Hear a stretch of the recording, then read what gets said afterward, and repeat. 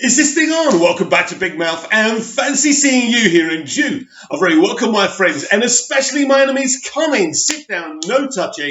I don't do the touching. Are you feeling charitable? Then smash the subscribe button and the like button, and please do follow me on Twitter at MoviesTVMad. Is that what I do now? Point. Mick, you always point. Welcome to Saturday's edition of DC Daily, of the DC Daily, of the DC Daily. I wanted to say it properly. My OCD wouldn't let me just say DC Daily. I had to say the DC Daily. So welcome to the DC Daily. And today we're talking about the Michael Keaton rumours that we had earlier this week. Now, Umberto Gonzalez from The Wrap broke this story.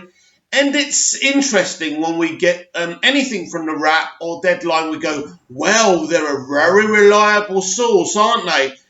And yes, they seem respectable, but why do we think they're respectable? Because of the name they've got? If we think about it really, and if we look back into it, how reliable are they? How many stories in the entertainment industry have they actually got right in the past? And that's when this all falls down, you see, because we've gone from a rumour about a Michael Keaton Batman cameo in the Flashpoint movie. Now we've gone beyond that, Batman Beyond.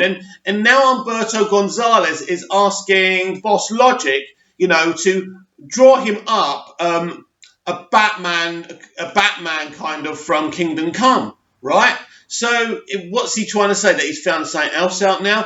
Listen, we all need to calm down. I am very excited that AT&T, Warner Media, and Walter Hamada and Jim Lee have all sat together and decided to integrate this multiverse. It isn't just a movie multiverse; it's a live-action multiverse. It includes Arrowverse, it includes Lucifer, it includes all the live-action TV and the live-action films as well, including Joker. Everything's a multiverse, and what the multiverse actually really means in terms of a live-action slate. Let's say you've got 100 stages. All those stages are separate, but one day you can connect all those stages together to make a super play, a super theatrical piece. And this is what this plan is. Basically, what this means is you don't have to be in the confines of Snyder's vision. And that's important because if you get a really kind of a big auteur director in, maybe he doesn't want to be in Snyder's Playhouse. Maybe he wants to be in his own playhouse, like Todd Phillips wanted to. So now, with this multiverse situation, anyone can cross over with anyone. So Joaquin Phoenix's Joker could potentially, cross over with someone in Arrowverse, which is unlikely because they probably couldn't afford him. But because it's one, it's one thing now, it's very different. So they probably could pay him the money because it's all part of the same thing. They're not just a TV franchise anymore, Arrowverse. They're part of the DC multiverse. Do you get me, right? I'm not saying that Joaquin Phoenix would do that. Look, Joaquin Phoenix is one of those actors that's only going to act with certain people, can only act with people who can handle him, and that's the fact of the matter. So you probably won't get him crossing over with a hell of a lot of people. You could get him to do it with one of the more like Affleck's Batman or something like that, or Cavill's Superman. That's an environment he could probably work in. So, but I'm just giving you some examples here. Now, Batman Beyond, basically Batman Beyond is set in the future where Batman is an old man and he's training a younger guy to become Batman so he can put him in the suit. That's what that film is. It's a great graphic novel. I like the graphic novel. I would love a Batman Beyond movie. But we do need to walk before we can run here. And of course, it's all very exciting seeing all these people posting these rumours. I agree. This is what's going on, not in terms of Batman Beyond, but I agree with what's going on. That basically, AT&T, Warner Media, Jim Lee and Walter Hamada have decided to have this multiverse where all these separate worlds could cross over, but you can basically set up anything. It doesn't have to be DCEU anymore. It can be anything. It's all part of the same franchise. And I agree with that. And I agree with that's what they're doing. And I like the idea. I think it's an awesome idea. And that really does excite me.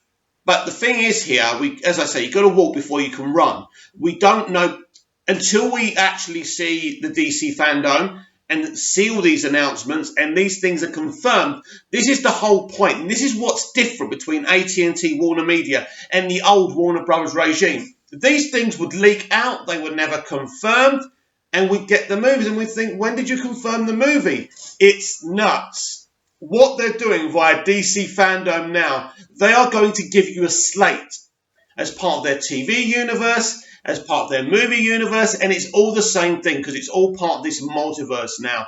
They are going to tell you somewhat what their plans are, but you will have a slate of movies. So if we're going to get a Batman Beyond movie, it will be announced here. If it's not announced at DC Fandom, forget about it. It's not going to happen. So I think, and also I think DC Fandom's a place where the bloggers, and the scoopers could look pretty dumb. So they really do need to think about this. Is it worth just kind of, easy clicks? It's what that guy did before the Snyder Cut was announced. Remember, Andy, whatever his name is, right? It was saying there was no way it was going to happen. Warner Brothers hate Zack Snyder, don't want to be associated with him. Look what's going on here. It was very dumb. Yes, it triggered us all. That's true. And he got lots of clicks and conversation from, a couple of weeks. Who's talking about him now, though? He's blocked half the community, so half the community can't watch his content. It's dumb. It's short-sightedness. And now not only was he once this amazing guy who was on Screen Junkies and creating these awesome, wacky ideas, he's not even that anymore. He's a little pleb.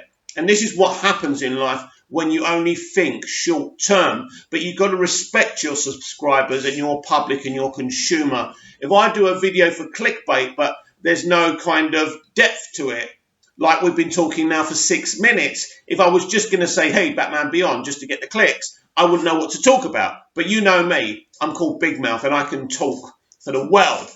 But here's the thing. I think this is why they do have to be careful. It's like one of those scoopers was saying, yeah, it's definitely Thomas Wayne. Thomas Wayne is definitely not in the Flash script. You don't know that for sure, right? Maybe you're right. Right? I'll concede that. Maybe you're right. But the point is, until these things are announced, and I'm assuming the DC Fandom is the place all these things are going to be clarified. It's one of the reasons they're having this. It's not going to be like the old regime. Everything will be announced at DC Fandom. And I think that's important, that we have clarification about what's coming. And if it hasn't been announced, it's not happening. DC Fandom is a place where they can announce the slate for the next, 2 or 3 years. Maybe they can announce the slate for the next 5 years. That would be a good idea as well. But they're not going to do that. Because if DC Fandom is successful, which there's no reason why it shouldn't be, they're going to do this yearly. So they definitely can open up a slate and tell us what it is. And when they come back next year, they can expand on that slate. But that's the great thing about this. This is what's so good about going to Comic-Con. And was it last year where they didn't go to Comic-Con and everyone was disappointed? I wasn't, because before AT&T officially took over, I just didn't see where we were going. Snyder wasn't around anymore. We had some really exciting projects announced like Black Adam and Shazam 2, but I just didn't see any cohesion. Now, having this as a multiverse, and maybe an underlining arc going on within this multiverse, Arrowverse, Lucifer, the DCEU, all these different kind of Earths, right, and different versions of these DC characters. Maybe there's an underlining threat underneath that, and maybe the Darkseid situation in Zack Snyder's Justice League is just the thing we need. But yes, I am excited about Keaton being in the Flash movie if it's true, and it's confirmed and announced at DC Fandom. If it's not announced or confirmed there, it is not happening, people. Simple as that. If they announce a Batman Beyond movie, I will be pumped. I love Michael Keaton, not just as Batman and Bruce Wayne, but as an artist. So I just love seeing him perform. I've been watching him since Beetlejuice. He really is a wonderful artist, and he deserves so much love. And this, he was an excellent Batman for 2 movies. And if Tim Burton did the third one, Batman Forever, then Michael Keaton would have been Batman again, and probably would have been Batman in the Batman and Robin thing if Tim Burton had directed that movie as well. But Michael Keaton is a loyal guy, and apparently Michael wants Tim Burton to direct the Batman Beyond movie. Look, that would be amazing. Tim Burton, like Michael Keaton, I've been following Tim's unique art ever since I was a young boy. He is such a sensational artist. Nobody makes films like this bloke. He's similar in a sense to Snyder. He has a unique look to his movies, right? You know what his movies are like. You know who's going to do his music for his movies. They're very kind of haunting and mellow. Look, Tim Burton is one of the great directors of all time, and you're never going to convince me that's not so. So, a Batman Beyond movie starring Michael Keaton and written and directed by Tim Burton, take my money now. Now, in other news, Margot Robbie will be heading a Pirates of the Caribbean reboot. This is hilarious. You know, I have to talk about this, and that's why I'm doing. We're going to have sometimes on the DC Daily, we're going to have an unrelated bit, and this is just ridiculous, right? Johnny Depp created Pirates of the Caribbean. Now, I don't know if it was a comic book or a book, but he made it a viable, entertaining platform, right? Via the character that he created. Without him, no one would have watched those films, and those films would have made Disney the money that it did, right? It doesn't work without Johnny. Am I saying that Margot Robbie might not be able to create just as a unique character? Maybe. She's a very talented actor. For me, it makes no sense on the side of Margot. She's already decided to choose politics and her feminism, and that's why she did what she did with Birds of Prey, right? That film underperformed. And now, a critically acclaimed actor who's done so well thus far is basically choosing projects via her political ideology. Because the only reason she's doing Pirates, it was because it was a previous male-led role, and she wants to say, well, girls can do as good as boys can. It's pathetic, right? What does this say about her CV now? Are people not offering her big, proper, award nod roles now?